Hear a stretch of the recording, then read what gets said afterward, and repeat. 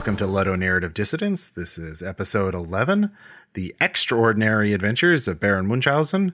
And with me, as always, are my co-hosts, Greg Stolze and James Wallis, the author of The Extraordinary Adventures of Baron Munchausen. What an extraordinary coincidence. Yes, we were lucky enough to get the author. Well, actually, not the author, the publisher, according to the book, because the book was actually written by the good Baron, according to the text of the book. So, yes, we should just dive right into it. This is a long and storied game in tabletop role-playing games. It first came out in 1998. It's had 3 editions. Yeah, James, what does the game do? What is the game? It's a storytelling. It says on the front it's a role-playing game, or it said on the front of first edition that it was a role-playing game, and it isn't really. It was essentially the first storytelling game in the sense that we now understand that. But of course, the term didn't exist, so we couldn't use it. And in fact, I had an argument with Gary Gygax about this at some point in 1999 or 2000, I think. And what did he? He said he enjoyed the game, but he objected to its use of the term role-playing game because he knew what a role-playing game was, and this wasn't it. And we went backwards and forwards a couple of times, and finally I pointed out that the first edition of Dungeons & Dragons claimed to be a miniatures war game on the front cover because the term role-playing game didn't exist yet, and he conceded the point with good grace. I was going to say, James, he may have a point because this does not have an equipment list with prices, and I've been informed more than once that your game's not really a role-playing game if it does not have that. I'm frantically scribbling notes for 4th edition here. So it's a storytelling game. It's a game essentially of being a noble adventurer or an adventurer of noble birth in the late 18th, early 19th century, that interesting time in certainly Western history where the forces of superstition and religion were beginning to give way to science and research and reason, but the two coexisted. So to say, I fought a witch on the platform of a steam engine was... People would believe that. They wouldn't think you were talking about a Harry Potter experience. So it's got that interesting blend of things going on. And the stories of Baron Munchausen come from this extraordinary book, The Adventures of Baron Munchausen by Rudolf Rasp, who himself was this extraordinary character, and they passed into folklore, essentially tales of larger-than-life adventures. And the game is about telling stories like that competitively, as if you were a group of adventurers sitting around a table at an inn, trading tales of your exploits, and challenging each other to tell the biggest story and jumping into each other's story with objections and points that they may have forgotten. It's diceless, it has no experience. It's a single session game. It plays to conclusion in about an hour, and it has an actual winner. So it's a game in a very technical and traditional sense. I didn't realise when I was writing it that it was as novel as it seems to have turned out being. It came, by 1998, I'd been running Hogshead Publishing for almost 4 years, and I'd yet to put out a single book with my name on the cover. And Hogshead had always been intended, it wasn't a vanity press, but I was always going to be its lead designer, and for various business reasons that simply hadn't happened. My focus had to be elsewhere. And at the same time, I had been trying to create a role-playing game based on the Adventures of Baron Munchausen, the book, and the Terry Gilliam movie, and the other movies. There are a number of other movies, including an extraordinary German one from the early 1940s in full colour, which it's known as the Nazi one. It's not Nazi in any way. It was mostly the German film industry going, look, you may be bombing us, but we can still do stuff that looks as good as this. And it's this incredible, sumptuous movie, and very much of its time. But one of those 40s movies where some of the special effects just look utterly crass, and some of them you blink and you go, how did they do that? Anyway, I digress. So I've been trying to do this role-playing game in a kind of a traditional format with a GM and a players, and one player is the Baron and one player is the Baron's companions. And it had the same problem that most of the Doctor Who role-playing games have as well, which is that one character is foregrounded pretty much constantly, and no one wants to play the minor characters. And it wasn't working. And then one day I think at the time I was still basically running Hogshead as a one-man show. At this point, Hogshead the brief version is it started off as a 3-person company. We got screwed by our major distributor. I'd had to fire everyone, including myself. I'd had to take outside employment to get the company back on an even financial keel. And a distributor screwing a game company Yes. in the 90s? Who ever heard of such a preposterous thing? I know. It's yes. It was. I thought I went into running a company with my eyes open, but no. Distributors back then were sharks, or the most of them. This was a now defunct British distributor who were basically trying to put us out of business so they could buy our bankrupt stock. Dang. Yeah, they were sharks. I had yet to publish any role-playing game, any book through Hogshead with my name on the cover. Creatively frustrated, I was having a shower, and I just, in that way that one does in a liminal space like that, my mind just wandered, and it kind of went, well, the reason the Baron Munchausen game isn't working is because it's not a game. The original stories are not about having adventures. They're about telling the tale of having the adventures. So it needs to be a game about telling stories about adventures. And bang, the entire game appeared in my head. Once you install that remove, everything becomes much simpler to do. That's it, yeah. So my first thought is, this is great. And my second thought is, this is a half a page of rules. You can't sell half a page of rules.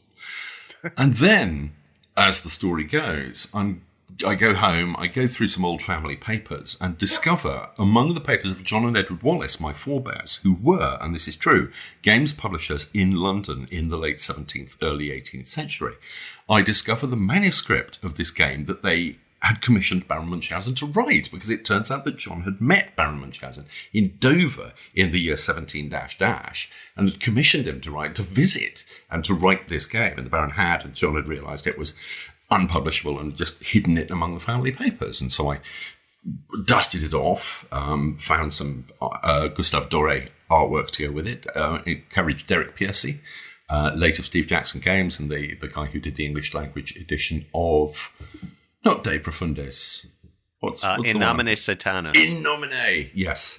Lovely chap, very strong layout designer. He did all the layout for me, because I still wasn't sure this thing was any good. And we threw it out for Gen Con 1998, and I expected it to tank, because it wasn't like anything else out there. The initial distributor orders had been derisorily small. I think we'd had about 300 advance orders, which was just pathetic. Because we were also doing Warhammer Fantasy Roleplay. And for Warhammer, if our advance orders for a book were less than 2,000 copies, we regarded it as an abject failure.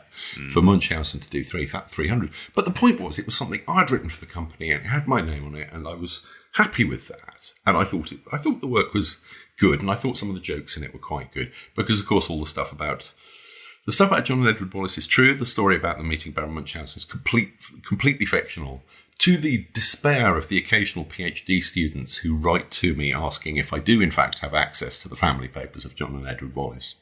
I do not. There aren't any. We're not that kind of family. But that was basically it. So we published it at Gen Con, and a few people picked it up and liked it. And then Ken Hyde breezed by the stand, and I gave him a copy, and he proceeded to essentially become its St. Paul. He went out and spread the word that this thing existed and people should come and buy it. And by the end of the show, we had a hit. We'd sold out of the copies that we'd taken. Distributor orders immediately perked up.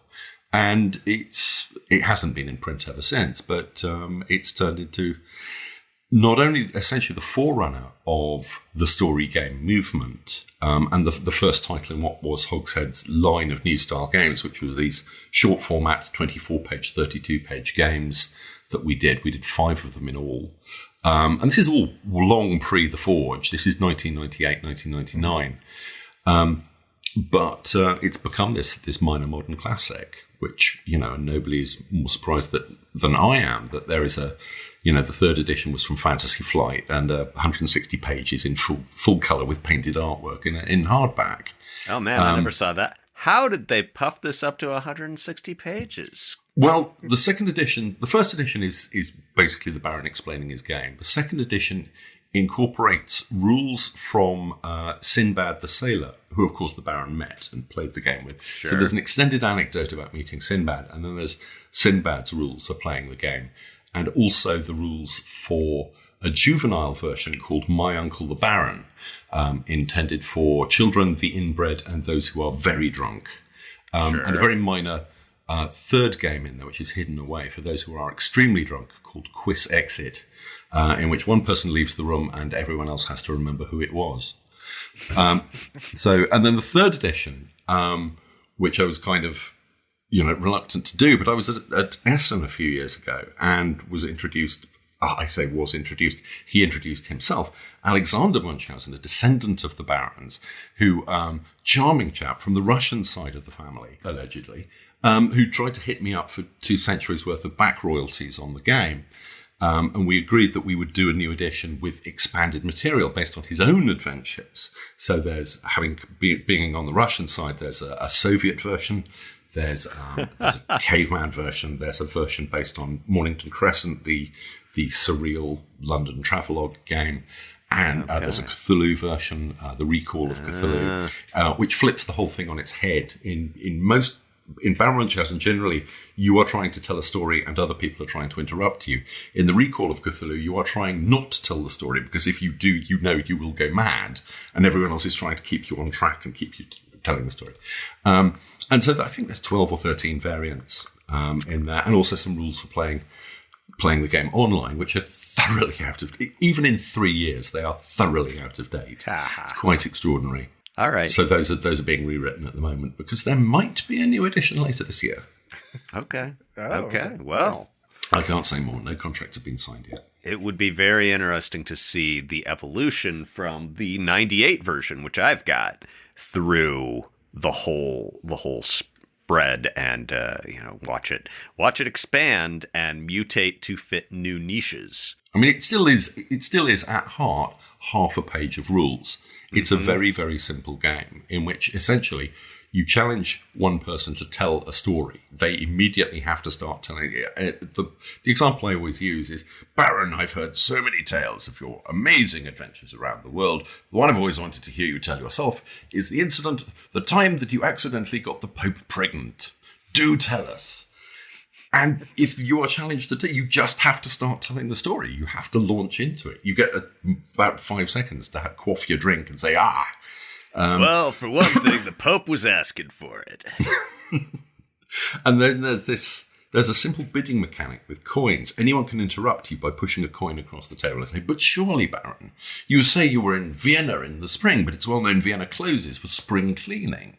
How do you explain that? And as the storyteller, you can either go, yes, you're quite right, and accept the coin. It was closed for spring cleaning. It was closed, but I snuck in, disguised as one of the cleaning staff, disguised as a washerwoman.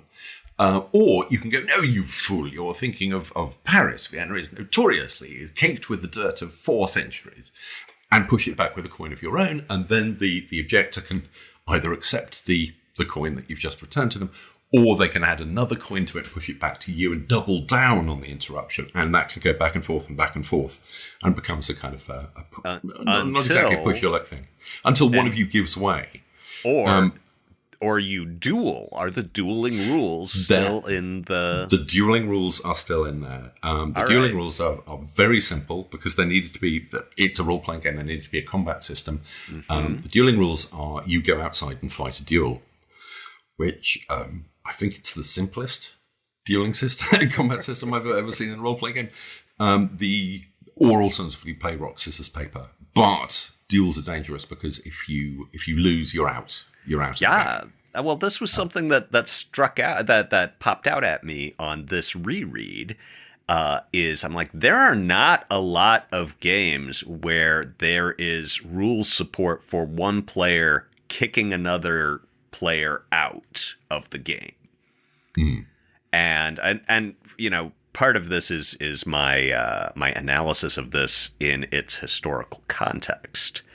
But I mean, are we ready to get that? It's under my how does it do what it does category, and I haven't really done my...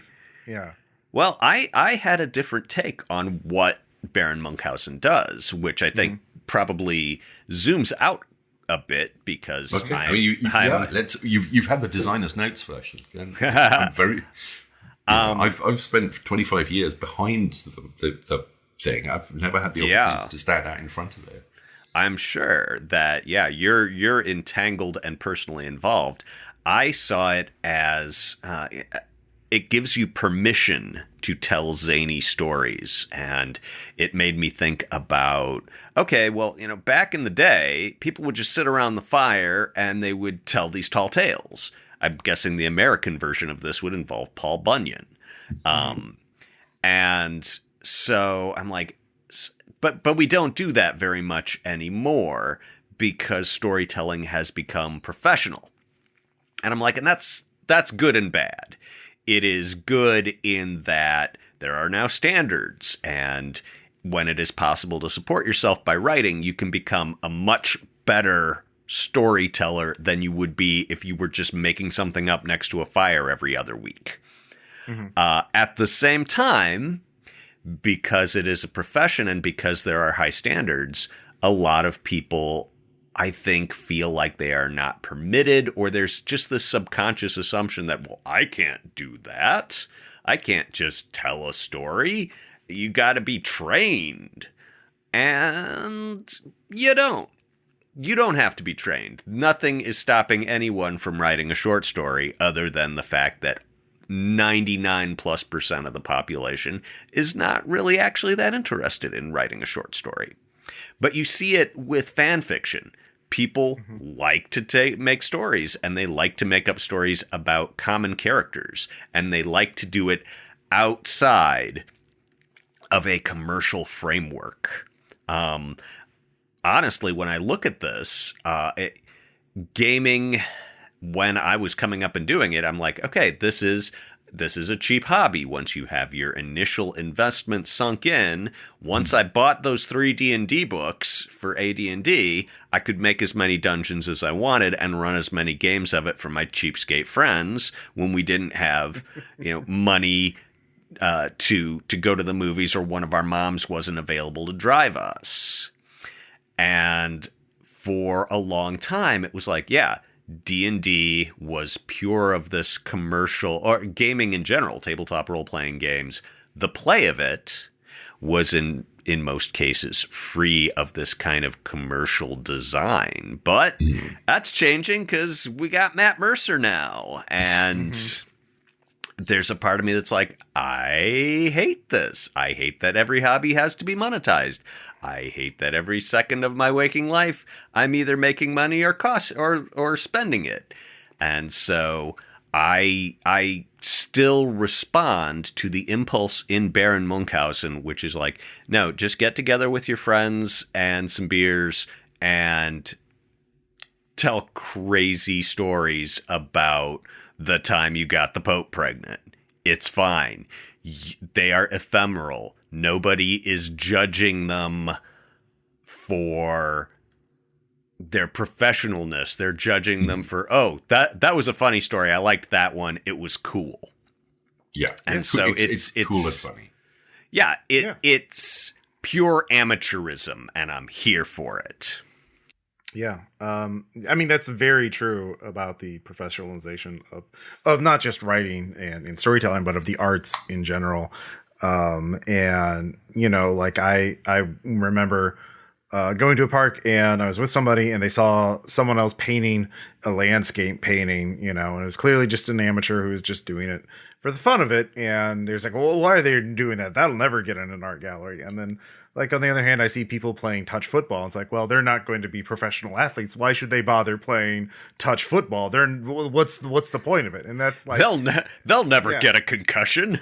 Yeah, exactly. Well, it's like, but that's the whole thing is the person who is painting that landscape at a park isn't trying to get in the gallery. They're painting for the pleasure of painting, the aesthetic, the joy of the thing. The joy of creating, the joy of like looking at the world and like trying to understand color and shapes and just the technical challenges of art and just the joy of being out in nature. And like that's why people are playing touch football. They're not adrenaline, the camaraderie, like And that's a very excellent point, Greg, about like, yeah, the professionalization of storytelling. It's like, yeah, we don't go around a campfire and tell stories to each other. There is a loveliness to being crappy at creative endeavors, to just not knowing what you're doing and playing around and messing about.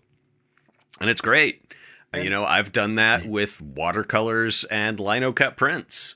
And now having pursued my folly for years, I no longer completely suck at it, and people seem to like them. But it's, I started out by just like, well, I'm just going to fart around with this and see if it works the way it looks like it works.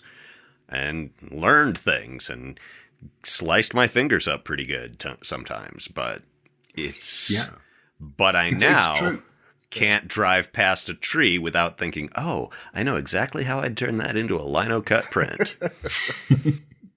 Because I have two kids who are, early teens, and they're at the stage of giving stuff up because they feel they're not good at it. Things that they've loved and enjoyed and done all their whole life. Drawing is the main one. But now they're at secondary school and they've got teachers who are going, no, maybe you're not good at that, or that's not a good piece. And they take that enormously personally and they stop doing it. And, thankfully my eldest has not been put off and is still doing what she does, what she loves on the guitar. She's, composing and writing songs and stuff. But my youngest is finding she wants to be a writer. She drew industriously, but has now clearly somebody told her that her drawings were no good, and she has taken it to heart. And that space of just being able to be creative because we're enjoying it is taken away from us at quite an early age. Unless that sense that unless you're going to be serious about something, you shouldn't do it. The idea of doing something for fun is robbed from us. And yet games are all about fun. If a game is not fun, it's not a game. It's not working as a game. It's one of the reasons that gamification is bullshit.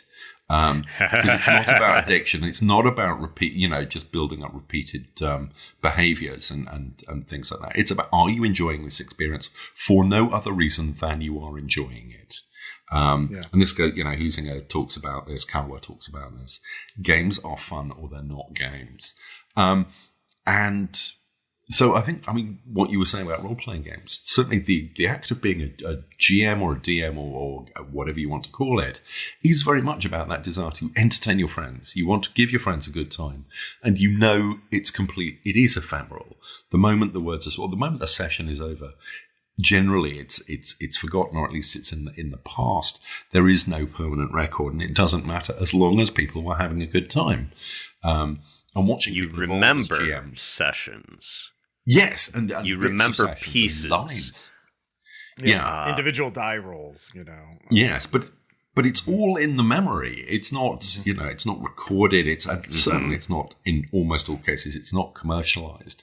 And this rush to do this podcasting, I do not begrudge anyone the right to broadcast their role-playing game session, but that's, for me, the joy of it is just being in a room with, either friends or even strangers, creating a story collaboratively or a bunch of stories collaboratively.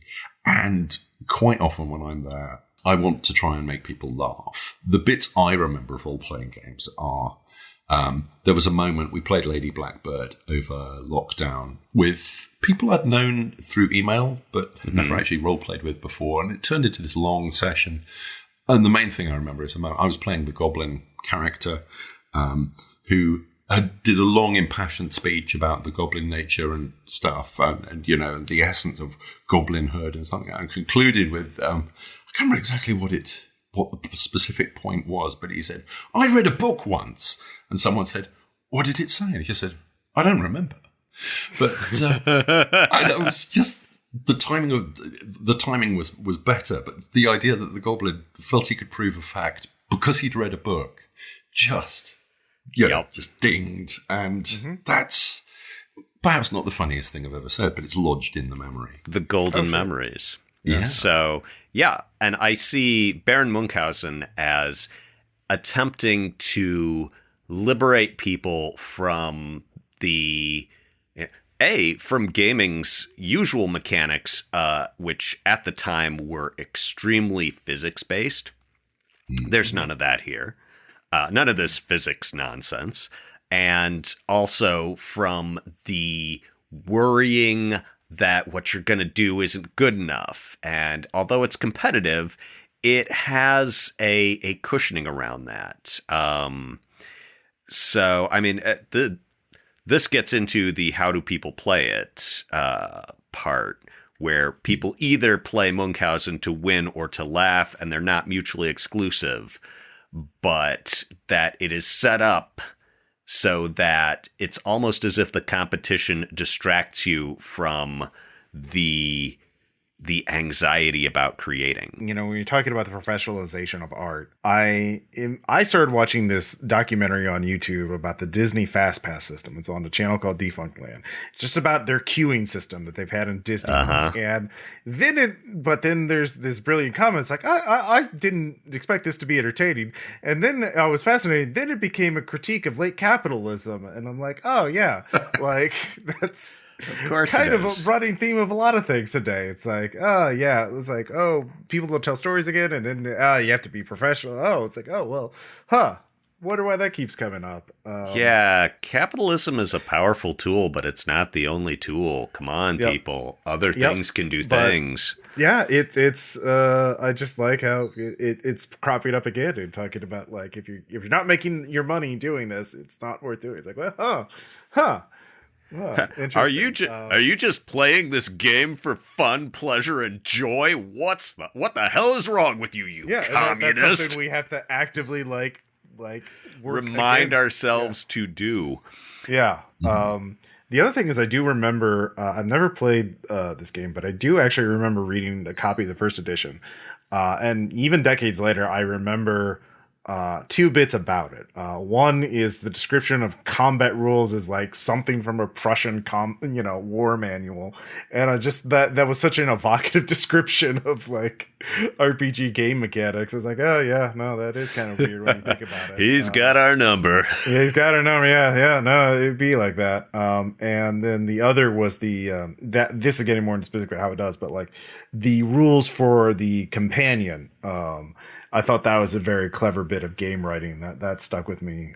So, but yeah, that's getting more into the specifics. So I'm sure that'll come up in a second. So, yeah. So in how it does that, and my notes just say in a very 1998 way. And again, this is because I'm reading the 1998 first version, but competition and therefore antagonism are baked in.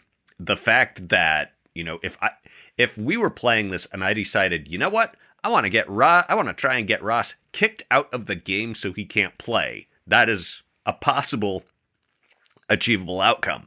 It's high risk though. You're talking about the dueling system. Yeah, and I bet nobody did it much. I bet that almost never happened. I had a question about that. So you can lose all your coins through a duel, but you can not having coins doesn't mean you can't tell a story when it's your turn, right? Or is it? Yeah. No, you can. You can't just. I can't remember. In my memory, I have not reread the game before this session. Just trusting my memory, which is increasingly appalling. That's trusting your memory is a young man's game. Greg can certainly like duel me and take my coins, and then I can't make challenges. But like when it's my turn to tell a story, it's still my turn to tell a story. And I'm certainly at a disadvantage without the coins. But the winner of the game is chosen by the other players, and players can't vote for themselves. So in a way, Greg can't keep me from playing the game. He can put me at a disadvantage at a great risk, but that's it. Is my understanding of it. No, the dueling rules do specifically say if you lose a duel, and there are two ways. There are two separate dueling systems. There's dueling and dueling for cowards. Dueling involves the two players involved in the argument, which is either an argument over the rules or an insult to one's mother or right to a noble title or something else, I forget. You go outside and you fight a duel. Dueling for cowards is rock, paper, scissors. So it's basically 50-50. You know, yes, you can challenge someone to a duel, but you are as likely to be the loser. There's skill in RHP or rock, paper, scissors. There is, but The I have game also kind of never assumes you're beaten gonna be my right. wife at it. But just to give the point, if you lose, you must give the winner all your coins and retire from the game. That is what it specifically says. So yeah. And I mean, I think part of this is 90s designs had a presumption of bad faith a lot of times. Systems of control and exclusion for players were common. And I'm now thinking about the stuff in Continuum where it's like, okay, in order to progress, you have to memorize this thing and be able to recite it from memory.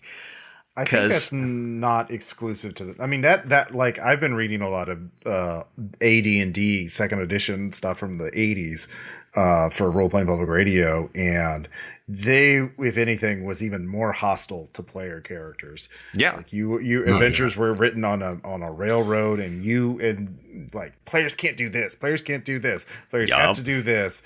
Assume the players do this. And the canonical example is Cinnabar.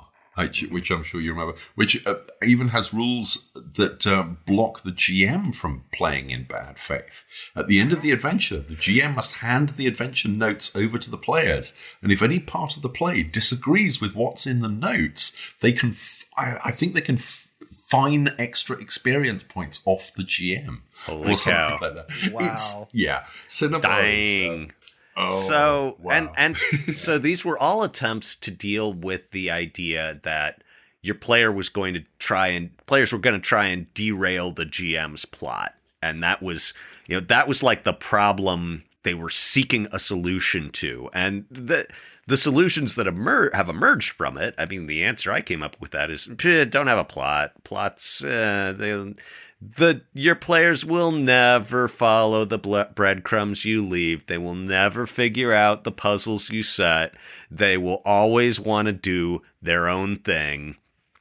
And the older I've gotten, the more I'm like, I'm into it. That's my bag. Let's see what these crazy kids do this week. Let's just let them go fly their freak flag and see who salutes. I find that gets it gets into more interesting territory than if I just write another horror scenario about disease, because that's my personal neuroses. And so, at least in Munchausen, it's the systems of control are much gentler and the tone of it's all in good fun. We're just sitting around, having some beers, telling some tales, really sort of depressurizes the creative endeavor. And although pressure can help creativity, pressure can also halt creativity. Mm. So, are we on to how do people play? Because this antagonism thread leads into the, okay, are you playing to win or are you playing to laugh? Before we get into that, how people play, we should mention some of the other mechanics. Okay. Like the companions, like I mentioned earlier. Every player gets one essentially mulligan, for lack of a better term, if they tell a story, if they paint themselves into a corner by saying, oh yes, I have a companion who can do this extraordinary thing. They're a giant.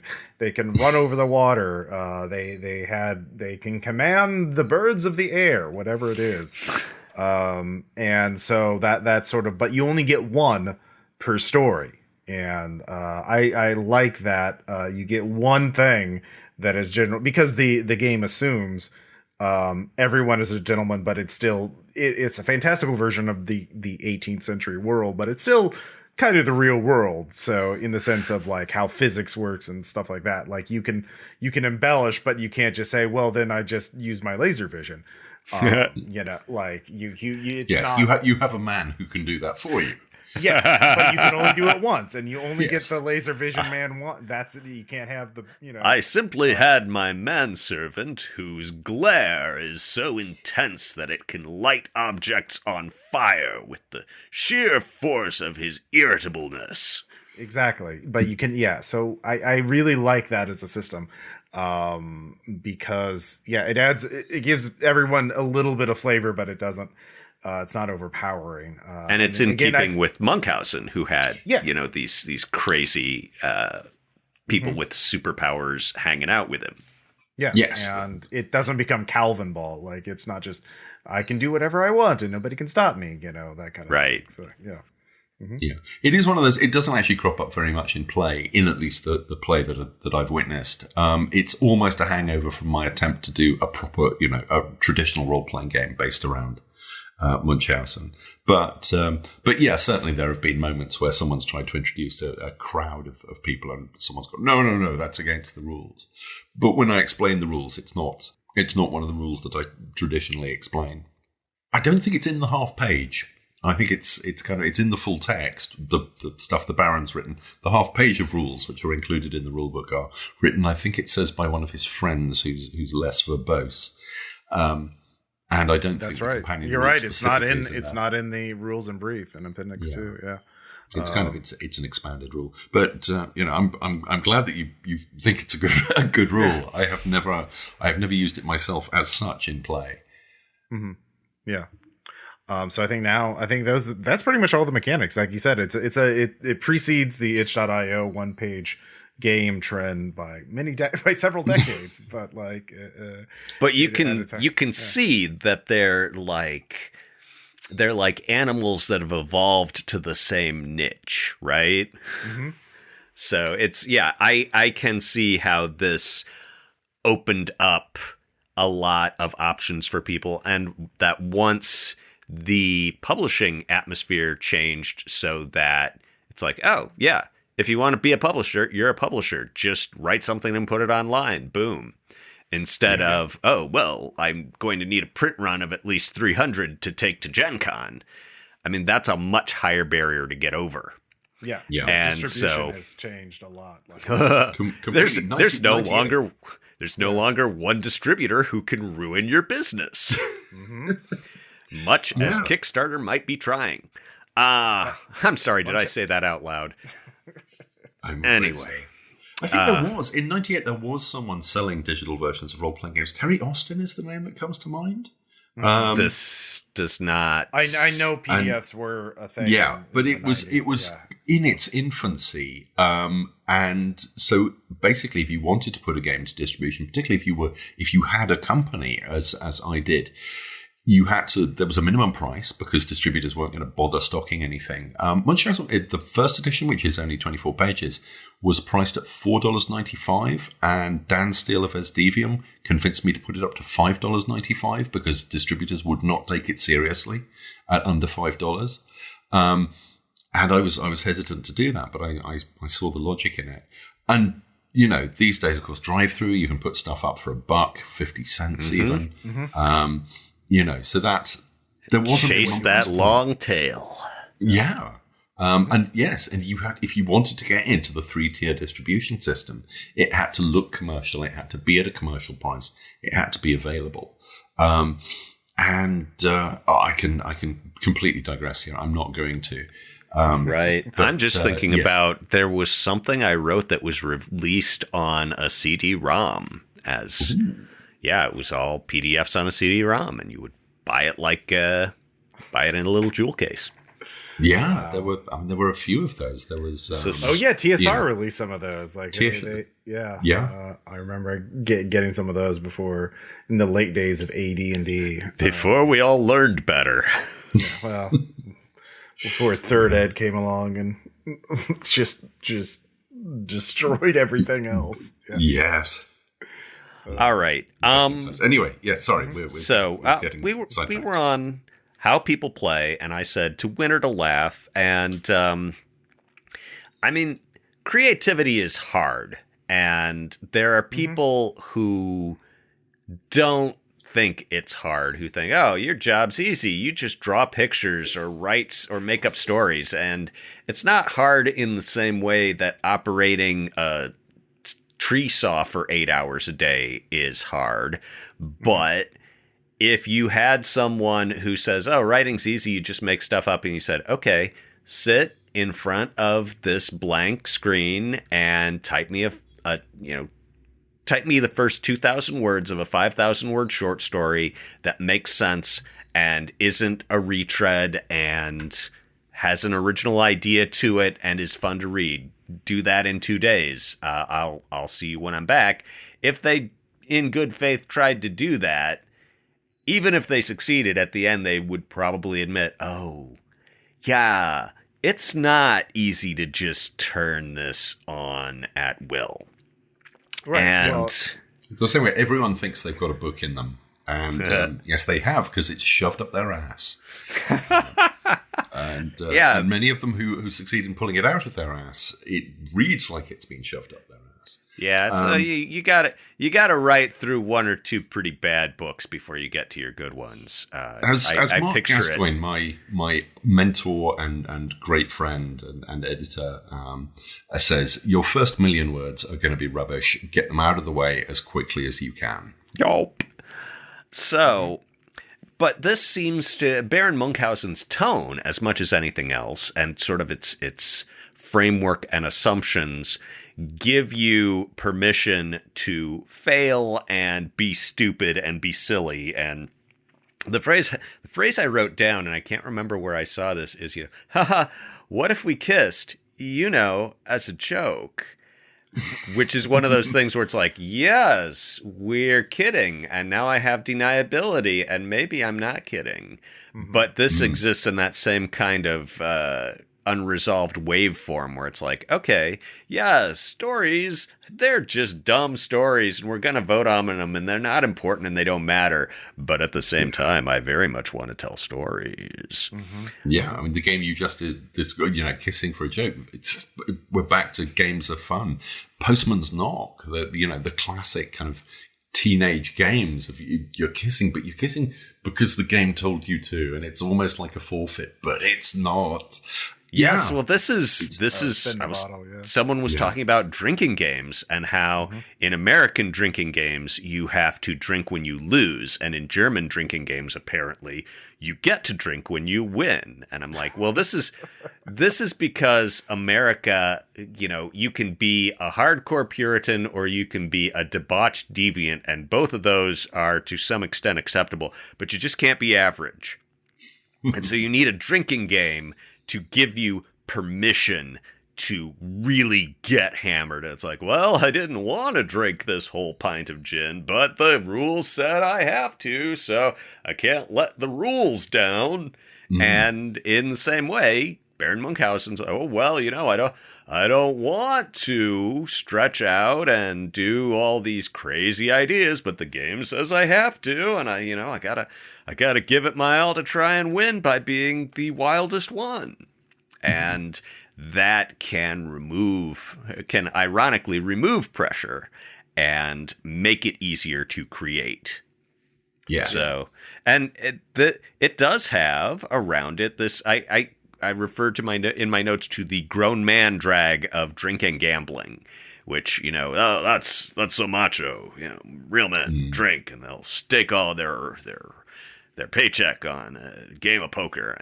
And this seems to be kind of to counteract the idea, oh, well, real men don't tell stories, and that it is this thing to be disdained. And so the rugged macho toxic masculinity of Baron Munchausen is the candy coating that lets the medicine of, I want to tell stories and I don't care if that makes me an alpha male or not.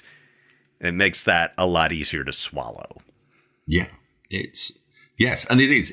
The stories are supposed to be absolutely self-aggrandizing and unashamedly boastful. Third edition says that it's a game of wagers, wine, and competitive boasting. I think first edition said competitive lying on the back, and I slightly prefer the competitive lying. Yep, line. But it's who can tell the biggest story, and there are competitions around the world for, you'll sit down in a room with, an auditorium, and 6 people will tell a big fish story essentially, and then judges decide who's told the best one. And Munchausen is essentially that, but gamified.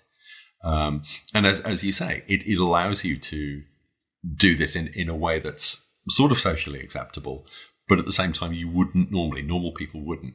And again, it's that distancing you slightly from the subject, because it's not you telling the story, it's your 18th century self.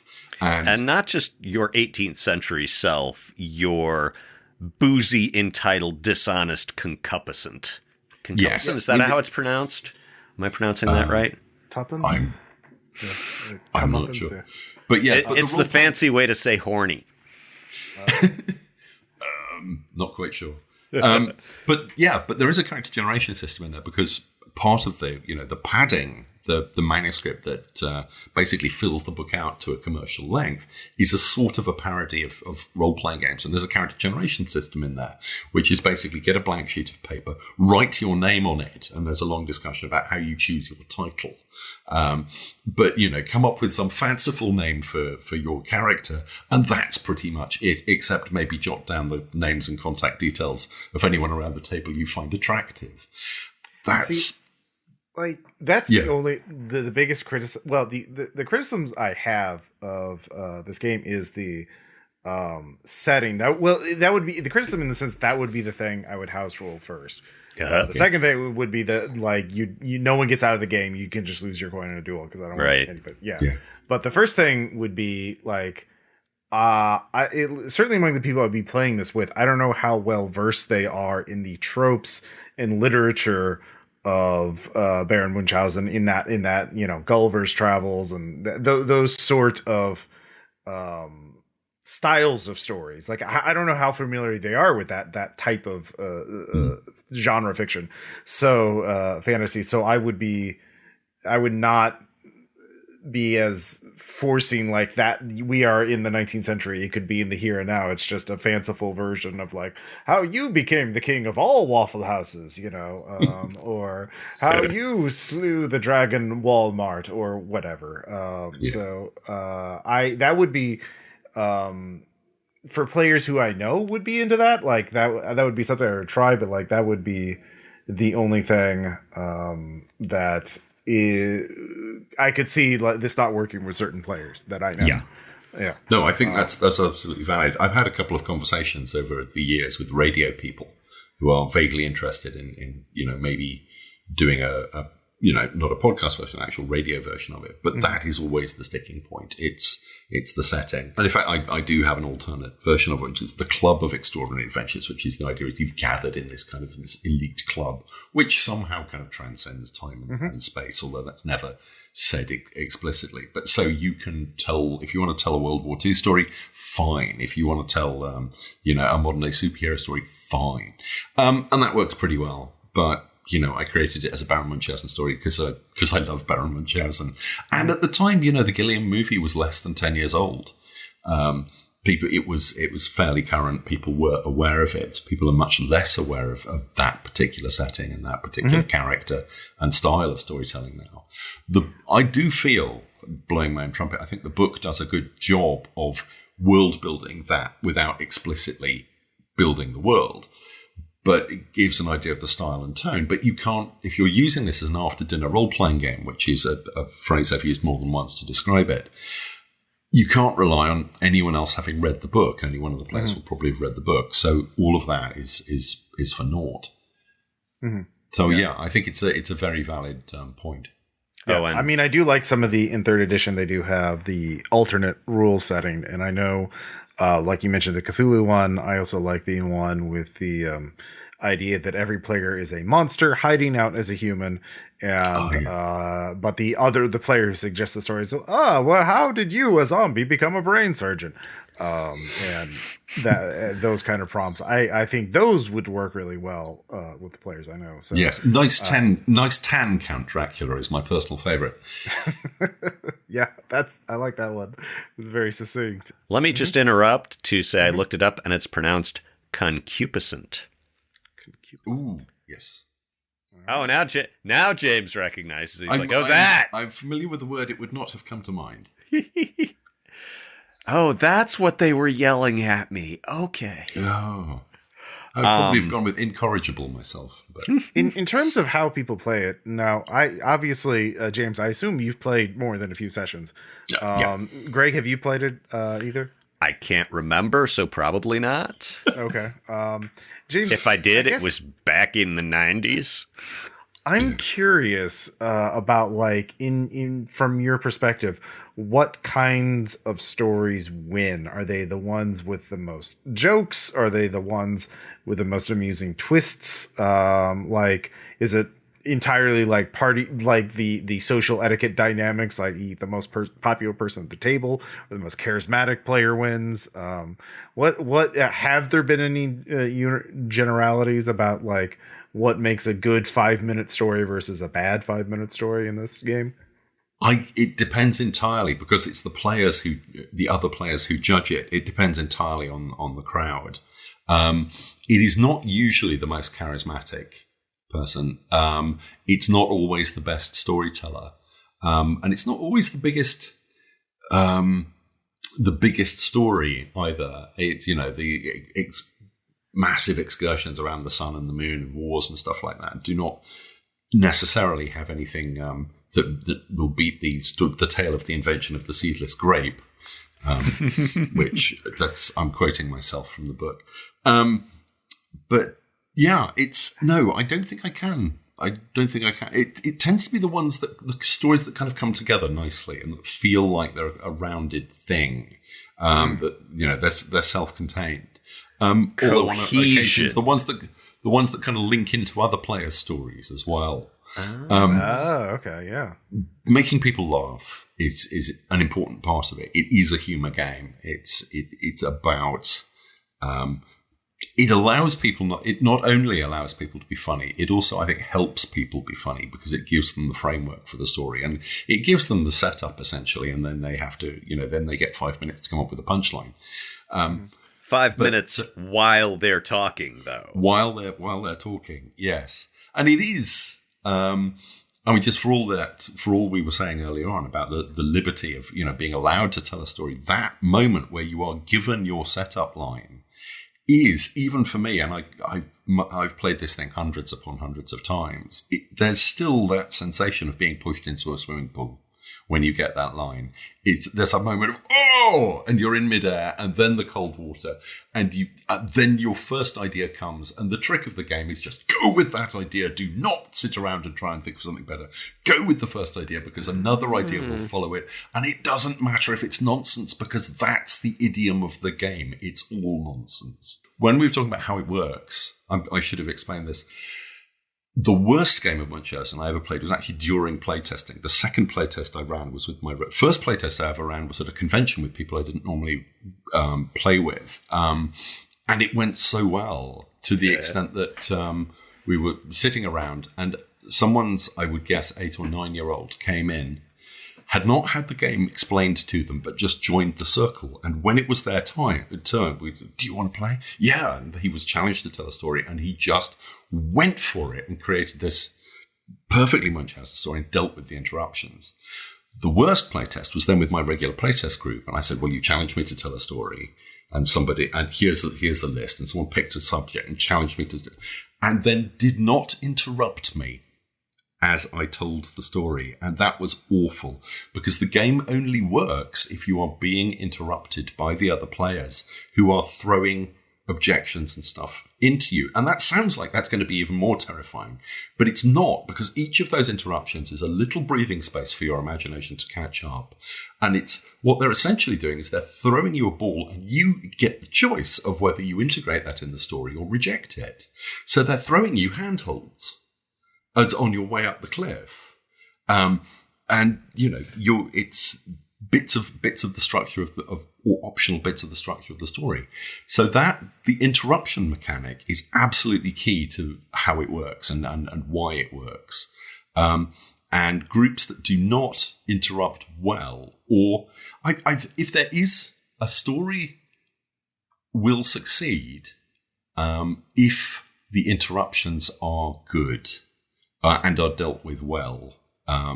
So somebody who can handle interruptions and can grab these things and build them into the story rather than just rejecting them out of hand, which will cost them the coins And this is the other thing about the game. If you reject a lot of coins, then you're pushing your coins out to the other players. You end up with very little in your purse. If you play the game tactically to gain coins while you're telling the story and while you're interrupting with other people, you are unlikely to win because you can't vote for yourself, but you become the kingmaker. You end up with a fat wallet, which you then use to vote for the story that you liked the most. So playing tactically will not win the game. What wins the game is telling the best story. Excellent point about the interruptions. Yeah, I mean, it's a game of improv, but it's not just the storyteller. It's everyone. It's collaborative juggling, which sounds daunting, but yeah, get a few beers and everyone. Everyone. Yes. Is and the other thing is, it's not classic improv. It's not yes and improv. The game specifically gives you the opportunity to just go, no, that is not what happened, and you push it back, and that in itself is funny. Someone comes up with this ornate thing that you've forgotten from your story, they're quite sure, and you just go, no, you're an idiot, and push a coin back to them. It's funny because it's unexpected. It's as I say, the game helps, or a game at least as I intended it, is supposed to help people be funny. If you're not funny, it will help you along the way. It will help you get laughs and build your confidence. So with any luck, you'll come with a rousing climax for the story. The mistake, incidentally, the thing to do when you're given your story prompt, come up with your first idea. Do not come up with where you necessarily want the story to go, because people will interrupt and will drag you away from that. So don't try and work towards an end, but just work towards the next beat. Yes, I mean, it's have a rough ending in mind, but don't be set on it. Don't try. If someone's dragging the story away from it, do not try and drag it back. Be open to something better. I mean, part of this sounds like there's this. I can't remember what her name was. I read this woman's book on creativity, and she talked about the inner censor, right? The little voice in your head that's like, that's not very good, is it? Why are you writing this? No one's going to care about this. This is weak. This is ripped off. This is stupid. Your time is better spent elsewhere. Blah, blah, blah, blah, blah. And that a large part of creativity is shutting that voice up. And then when you need to edit, it's like, okay, now you can have your say if you're polite. But when you are just getting out your first draft, it's like, nope, time for you to go in the basement. And you lock up your inner censor and just disgorge whatever comes forth. And it sounds like that is the Baron Munchausen strategy. Mm-hmm. Pretty much, yes. It's going to be a first draft. It's just makes it, a story I tell too much is when we were working on the Paranoia reboot, we were asked what we would do for a GM screen. And the idea we put forward is that the player's side would be all kinds of crunchy tables and charts and really numerical information. The GM's side would just be in foot-high letters the words "make some shit up." Sadly, we were not allowed to do that. I still think we should have done. I think it would have been legendary. But essentially, I mean, that's all Baron Munchausen is. It's make some shit up. Because you're role playing, because you're in character, that already gives you the excuse to, the humor. It does seem to work. People do seem to have a good time with it and perhaps say things and do things because they're role playing rather than telling a story as themselves. They are not the author. Their character is the author. It allows them to their imagination to go places that perhaps it wouldn't normally. Ah, yes, because you're already at the remove of having to imagine this person who's telling a story, and now you're not going to imagine that person's inner censor. Yes, exactly. And everyone addresses you as Baroness or Count or Chief Financial Officer or as Sheikh or whatever it is, whatever title you've chosen for yourself. Now so nobody says, so Greg or okay, Ross. You're addressed by the title of your character. So, Admiral Stolze. Yeah. Yeah. This kind of makes me want to get a costume and create a character and try and write a story in character as some other entire person, though that may be getting out on the thin edge of a branch, though.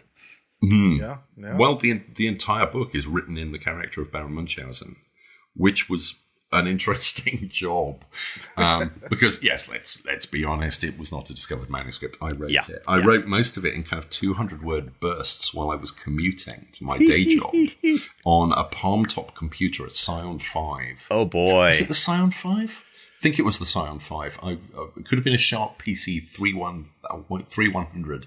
But yes, a very underpowered thing, just balanced on my knee on the London Underground. If I could get a seat for maybe 20 minutes, and I'd knock out 250 words at a time. And that built up into a complete book over several months. It was incredibly bitty, and sometimes getting into the mindset was hard, but some mornings it's the way Douglas Adams describes writing bits of The Hitchhiker, that, you look down and you think, I've only written, it's been an entire day and I've only written 200 words. I've only come up with 2 jokes, but it's really concentrated. Mm-hmm. When you read the thing back, it's dense with jokes. And I'm very pleased with quite a lot of the writing. Every time I do a new edition, I do edit it. It was, as Greg said, a product of the 90s. There are some 90s assumptions in there. And the Baron is a product of his time, of the 1790s. He is crass, he is racist, he is sexist. He just assumes that being a white German army officer, gentleman adventurer, is the best thing in the world, and therefore he is essentially the pinnacle of God's creation, and everyone else should just realize that. And he is very rude about everybody else, particularly the French. Which has nothing to do with you being British. Has nothing to. I have great respect for the French. I was working for them until recently. Maybe I should start being rude about the French again. The only problem I had with it was, and again, I'm reading the first edition, the sort of Cro-Magnon version. And I'm like, there are points where it can be hard to tell, okay, am I joking about X or is it just X? Do I just want permission to say the forbidden thing that I would never say if I was speaking as Greg? Which is, that's always something that comes up in gaming generally, or can. Right. Gaming, table etiquette, who's at your table, and the social contract, as we would say. So, yeah. I think, obviously the text of the game is obviously written in character, so you can't really use that as a justification for bad reaching the social etiquette of a table. It's like, well, the Baron would have said it. Well, that's not really going to cut it now. The Baron ain't here, so... I think we've kind of covered all the topics. I think we've thrashed it out, yeah. Yeah. We kind of addressed why people play it at the first, but, it's all good, yeah. Yeah, this is under our usual time, but it's a slight work. It's 24 pages. Let me see how many pages I did notice that you used the future tense in the first edition, James. That's the Baron. The Baron uses the future tense. I believed in you, James! It's...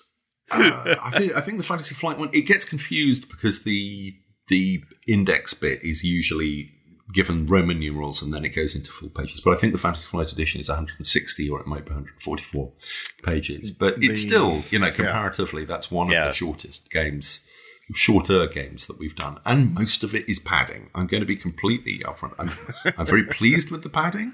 I think it's, I am told by people whose opinions I respect that it's genuinely funny, which is almost high praise. Well, in many of these episodes, you've talked about how much you love a good example of play, and in many ways, the text is itself an example of play. Not quite to the extent that they did it with De Profundis. No, but De Profundis is I think, the moment I read De Profundis, I just know it's everything I was trying to do with Baron Munchausen, just taken as far as it can. De Profundis is its own example of play. The rule book is its own. It's so good. It's so clever. Worth reading just for that. But yeah, essentially that was when I realized that I could essentially write the game in a way that would explain without explaining how to play the game, or the tone and the style in which the game should be played, without just... It's padding, but the padding is there for a reason. It's not just there to bulk out the book. A long time to write. Yeah. Greg, any final thoughts? No, other than I like the idea of Baron Munchausen. I did not realize how much of its DNA is in my own game In Space. But I'm like, oh, yeah, narrative control as an economy around tokens. Yeah, I didn't consciously model it on that, but you can see that there was contagion. And so, Yep. Thanks, James. No, pleasure. I do get the feeling very much that it was one of those things that I was lucky to be first. If I hadn't published it, someone else would have done a game with a similar style and system. I was just lucky that I was in a position with Hogshead that I was treating Hogshead as a glorified hobby at this point. I didn't care that the game was not going to make any money. If I had been making sound business decisions, I would never have published it because it would have been a disaster. Yep. So and yet here it is. Its third edition. I was really fortunate.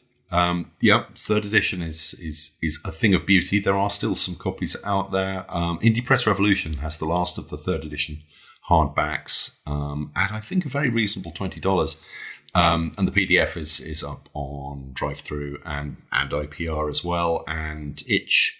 It hasn't really evolved. The third edition is basically it's the first edition with second edition bolted on and third edition bolted on the back of that. It's not a complete rewrite. If you already have first edition, you certainly don't need second edition. Third edition, possibly. But I wasn't going to rewrite a huge quantities of it.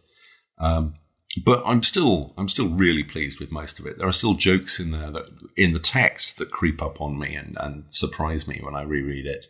I think a couple of the best jokes I've ever written. The line about Baron Munchausen coming from an old and noble family. It's rumored that one of his ancestors stowed away on the Ark. I'm so pleased with that. Just as a concept of not only someone stowing away on the Ark, which is a conceit I've never seen done, but using it as a justification for your family being an old and noble one. It makes me laugh. Anyway, it is what it is. It's I don't think it's the greatest game ever. I don't think it's the greatest game I've ever written. But for what it sparked in terms of not only the new style games, but for being a catalyst for the storytelling movement, I think it stands up. It's still a lot of fun to play. It's I still get asked to play it at conventions. I still very occasionally see other people playing it. It's a game that you can play for an audience and will be enjoyable without necessarily having professional actors perform it. And I'm always my regret is that the podcast crews have not picked up on it. It's not become a staple of podcasting and actual plays. And I always hoped it would. But, I'm no sour grapes there. It feels like a natural fit for the format. And, there's plenty of time still. Yep. Oh, yeah. Well, yeah. Hint. About that later, but yeah, there might be a podcast. Oh, but I'll tell you why it hasn't shown up on podcasts, James. This was what I was thinking about. Is that you have to be in the same physical location to pass the coins around, and it would be very awkward to do that online, and it wouldn't have the same feeling. Well, honestly, as a podcaster, my first inclination is that it's too short. Ha Actual play podcasts are often at least an hour in length. You know, they are longer forms that people listen to at commutes or at work. They want a long, immersive stories, and short, punchy ones. You're missing a lot of the joy of the game is, you know, playing to the audience, being the other players of the game. When you're listening to it, I don't know. I mean, that'll be something I'll have to try. So I am curious about that. But I think that is one of the reasons why, is that it is short. Yeah. And role-playing games and actual plays, as a rule, are not. Interesting. No, that's a very good point. But as for the physical location stuff, yes, I'll have to get onto Tabletop Simulator and do, which it'll just be 4 piles of coins around the table. No, we could do it on Twitch if you're all just grab some beers and some costumes, and we can have virtual tokens. It'll be fine. All right. It does. One thing I was going to say earlier on is certainly at conventions, I take hats. You know, just try to get a bunch of cheap tricorn pirate hats, and everyone gets to wear a hat, and it just everyone gets it. At that point, you know, because it's not them; it's the character who's wearing the hat. And Keith Johnstone, who I'm sure I've talked about before, who wrote Impro, which was one of the texts of certainly the British role-playing scene, experimental role-playing scene in the 90s, talks about hats and masks a lot, and anything that just divorces you and goes, you are not you, you are the character, and lets you just run with that. So playing the game in a hat is a different experience to playing it not in a hat. I did once play it with someone who was in full armor.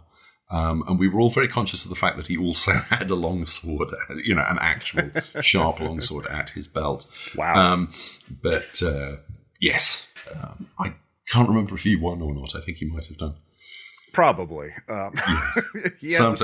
On the let he could win the duels for sure. He had an advantage for the duels. Yes. First rule of dueling is be sure to bring a sword. Mm-hmm. Oh, wow. For just $375, I could get an Orthodox Christian priest bishop mitre. There you go. An official one. Yeah. Tell us the story. How have you got that hat? I would obviously be Bishop Stolze. Yeah. Well, thank you all so much for listening. Our next episode will be about my game, Base Raiders.